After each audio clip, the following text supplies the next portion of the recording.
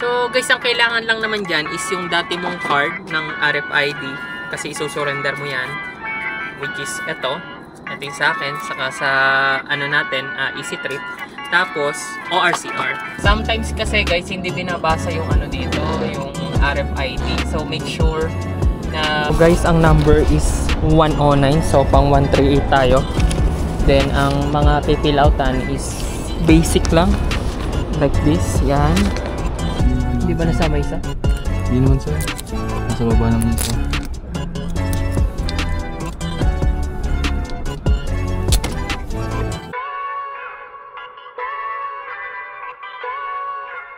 Papunta tayo ngayon dun sa may pakabitan ng sticker sa expressway, going north. Bakit ngayon lang? Kasi guys, kung mapapanood nyo yung previous vlog ko regarding sa parehistro, ito yung continuation. Kasi gusto ko kasi ma-maximize yung oras natin. Pagka hindi lang yun yung pupuntahan natin. So, ngayon lang din ako, may inayos pa kasi ako yung mga parcel na in-order ko. So, check nyo guys, umorder ako ng pang angat sa jack pagka tire change ka, kunyari naplatan ka, kasi yung sa akin parang manual, ginugulong ko pang ganon. Pero this time, meron ako in-order, may adapter na siya, kumbaga gaganunin ko na lang ng gaganunin. Hindi na ako yung parang naggaganon sa aking tire change. Kumbaga ang this time, meron na akong ginaganon ko lang, may adapter siyang kasama. In-order ko, I think mga around 100 plus lang siya. Kaya all goods, hindi na tayo mahihirapan pagka nagkaroon tayo ng flat tire. Ikakalso lang natin doon sa may sa may gilid ng gulong kung saan dapat ilagay yung jack, then gaganunin na lang natin yung jack. So kumbaga laking alwan yun sa atin, especially kapag meron tayong trouble na experience. So kasi nung last time, kung makikita nyo yung napanood yung vlog ko na naplatan ako, ang laking pagod na nangyari sa akin kasi yung akin na pang tire change is di ganun pa talaga. So baga biri mo, naplatan ka na, tapos napagod ka pa kasi ang hirap niya iganon. Ganon ka ng ganon. So para ma-minimize natin yung risk ng ng hassleness, bumili na ako nito, 140 lang naman. Yeah, all goods in the hoods. So kung gusto niyo din, check nyo guys, lalagay ko sa description. Nandiyan na rin yung mga gamit kong pang vlog, like cellphone holder, dashcam, then yung mating natin pagka naglalalamove tayo, tapos yung cart TPMS natin, lalagay ko na rin, pero kailangan ko nang palitan yung battery nun kasi may battery yung sa loob so yon. Para lang ma-monitor natin yung gulong natin kung flat na ba or hindi, kasi mahalaga yun, especially kapag naglo-long drive ka. Saka yung pang-vlog natin, yan, yung camera na gamit natin, tapos yung neck ng cam holder natin para field of view natin sa mga nakikita nyo sa vlogs natin. So lalagay ko na lang yung link sa description, check nyo.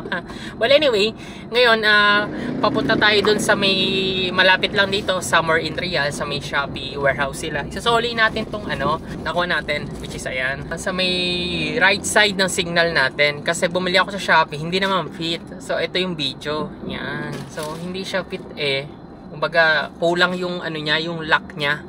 Baga maluwag para mag-lock siya, naglo-loose. So sasoli natin to. So pinali natin ng returns.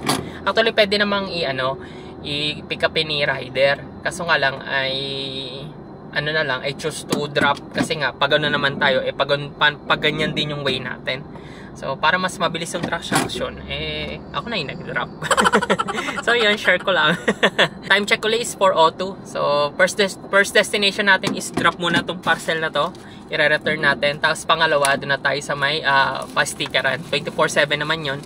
So papakita ko sa inyo kung gaano ba kahaba yung pila, saka kung gaano itatagal para lang mapalitan yung sticker natin ng RFID and Easy Trip. Kumbaga isa na lang. So let's go! So guys, andito na tayo sa may Real warehouse ng Shopee. Drop muna natin to. So let's go!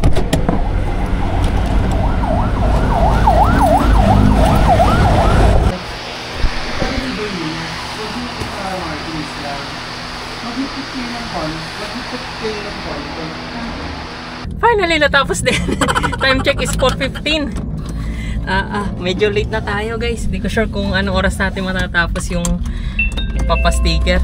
So let's see na lang. At nagtagal tayo dun siguro ng mga around 15 to 25 minutes. So yun, punta na tayo doon sa may expressway para mapalitan na tong sticker. Let's go! So papasok na tayo sa Calamba entry. So kung kayo ay mga taga Calamba or South o malapit kayo sa Calamba entry, dito ang inyong entry ng pang toll gate. Sometimes kasi guys, hindi binabasa yung ano dito, yung RFID. So make sure na bago kayo umalis diyan sa area na yan, mababasa. Kumbaga iilaw yung ano, yung sa toll gate na yan. So minsan kasi hindi ako dumadiretso, binabagalan ko talaga. Kasi baka mamaya ma-charge ako ng Batangas O yan, umilaw siya. Ibig sabihin, ang entry natin is sa Calamba. Ito ay para sa mga bago guys ha. So kung kayo magpapakabit ng bagong sticker na RFID, make sure na nabasa yung entry point nyo. Kasi kung hindi mapabasa yan, ang possible next na entry point nyo is yung sa dulo. It's either Batangas or Batangas, yun na. At ang laki na matcha-charge dyan, panigurado kung saan man kayo mag-e-exit. So yun, another tip para sa driver na kagaya ko, na matagal na nagda-drive at nag-expressway lagi. So malapit lang to.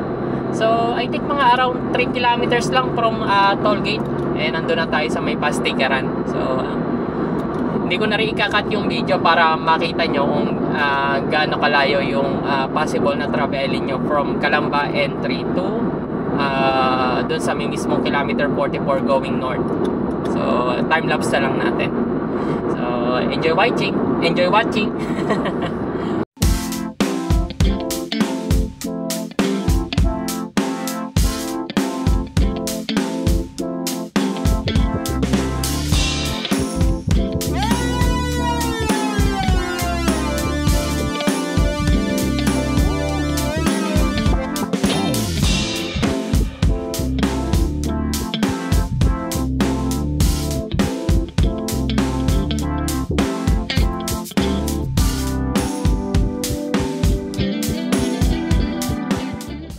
Malapit na tayo doon sa kilometer 44. Ayan, nasa may right side natin.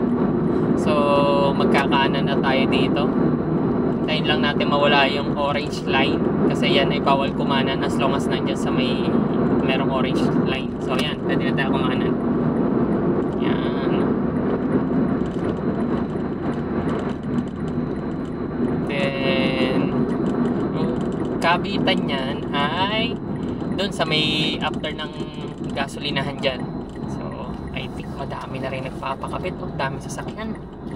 So time check is 4:23 Tuesday ngayon. So aray ko, check natin kung gaano kadami yung nagpapakabit ng RFID. Sana makabitan tayo ng mabilis lang.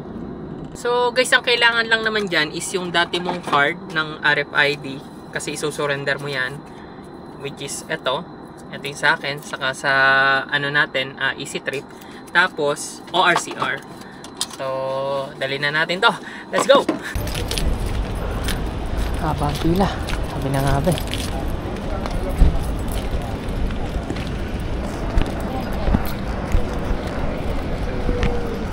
So guys, ang number is 109, so pang 138 tayo. Then ang mga pipill outan is basic lang, like this, yan. Then ito, dalawang copy. So make sure na may ballpen kayo, tapos dala nyo yung card and ORCR. So fill outan na natin to. Na-fill outan na natin to. So dalawang copy yan, so parehas lang yan. Then ito naman yung isa. So time check is oras na 4:38. So pang number 138 tayo. So 109 na. I think mga isang oras to. Siguro punta muna tayong McDo. Yan, dito sa gilid. Balik tayo after 1 hour kasi nagpa-sticker na ako dito eh. Then after 1 hour, mga almost 1 to 2 hours dun siya natapos. So dun muna tayo sa McDo, tambay, kape-kape muna. Time check is 5:26. Check natin kung anong number na. Chip, anong number na po? 124 na sa loob. 124. Sige. Thank you. 124 na daw. I think mga around 45 minutes yon, 30 to 45 minutes. Siguro balik tayo ng mga around 6 para to make sure na yung number natin na 138 and baga medyo saktuhan.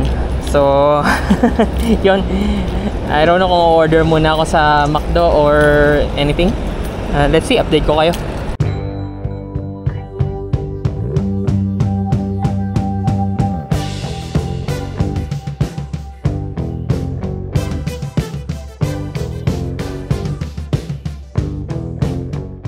Time check is 5:57. So gabi na. Ayan.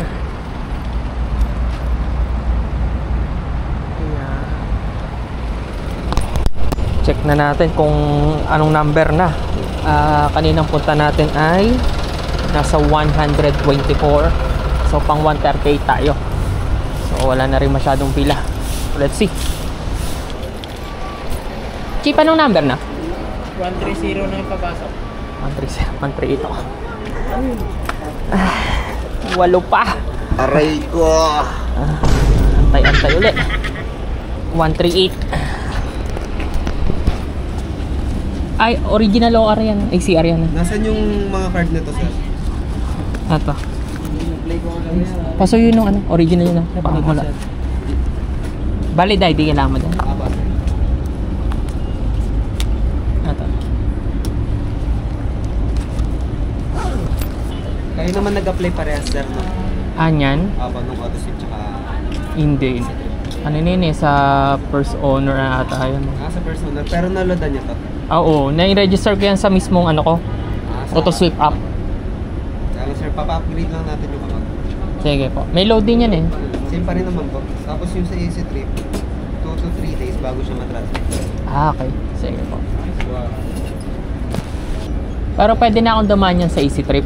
Apo, sir. Okay. Ang magagamit yung lang na balance sa ngayon, yun sa auto-sweep. Okay.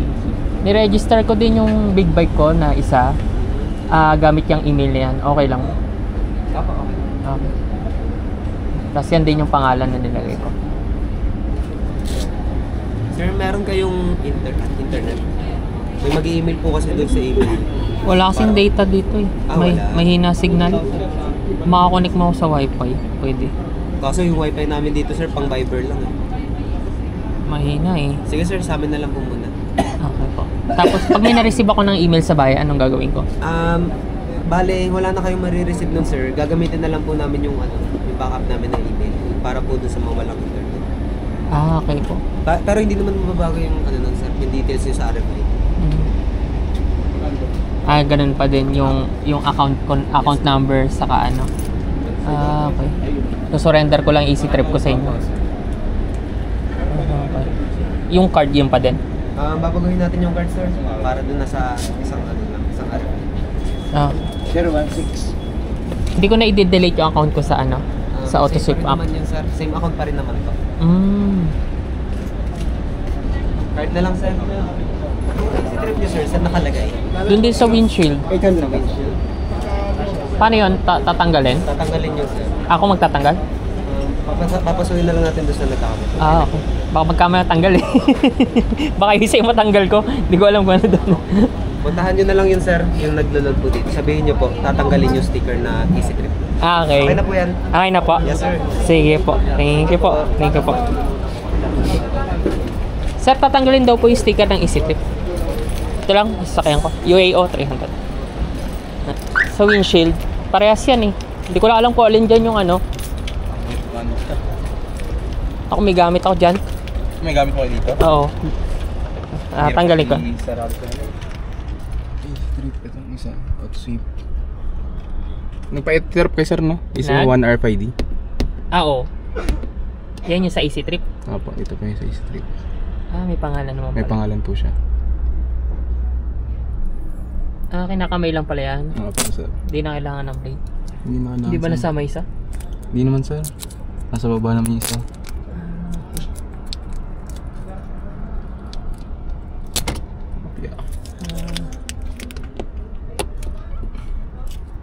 So, yun guys, time check is 7:09. So, tapos na ang ating Easy Trip upgrade for our RFID. So, summarize ko lang yung nangyari ha. I think nakarating tayo dito mga around 5:30 ata, I don't know. So, 5:30 to 5. So, mag-alat na lang kayo ng 2 hours and a half kapag kayo ay magpapa-install ng bagong RFID.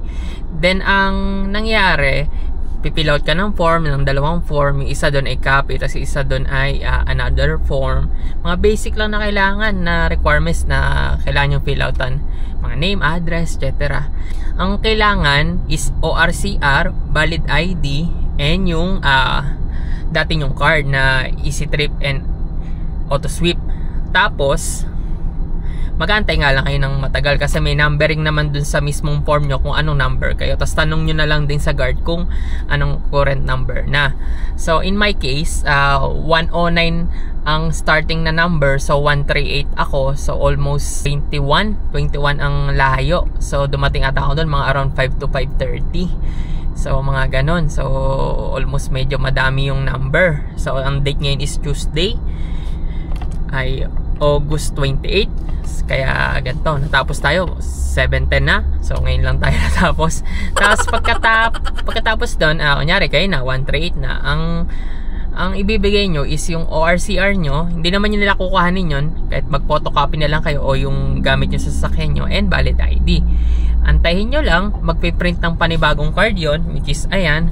Then after nun, kung ang naka-install sa inyo is dito sa may windshield nyo is EasyTrip and AutoSweep, kung dito kayo pupunta sa may kilometer 44, yung AutoSweep na sticker nyo, yung pa din yung gagamitin. Ang tatanggalin lang is yung EasyTrip. Ulitin ko lang guys ha. So if ever na dito kayo magpapa-install sa kilometer 44 going north, ang management dito is AutoSweep, ang tatanggalin lang nilang sticker is yung EasyTrip lang.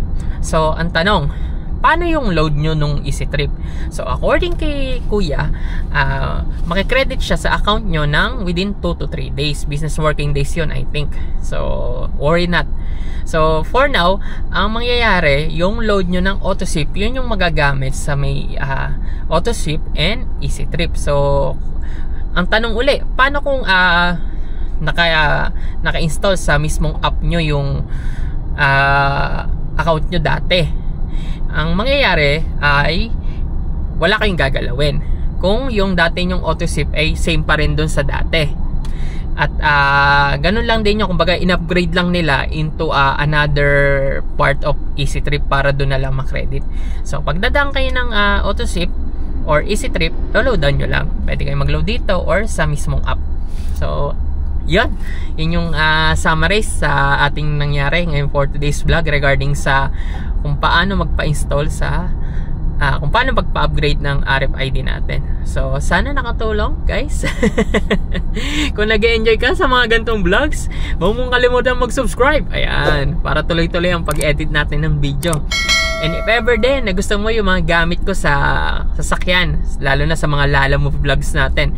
So nandyan yung cellphone holder, early warning device, car fan, dashcam, fire extinguisher. So yung camera na rin ang pang-vlog natin, saka yung ginagamit natin na holder, lalagay ko na lang yung link sa description. Tapos follow mo ako sa may natin ha, social media platform natin. Nandyan yung Facebook, TikTok, and Instagram natin. Nandyan sa description, check mo na lang. So yun, again, maraming salamat sa walang sawang pagsuporta. Eto na, i-end na natin yung video. Eto na ang pinakahihintay nyo. Ciao! Maraming salamat sa panonood. Shoutout sa inyo lahat.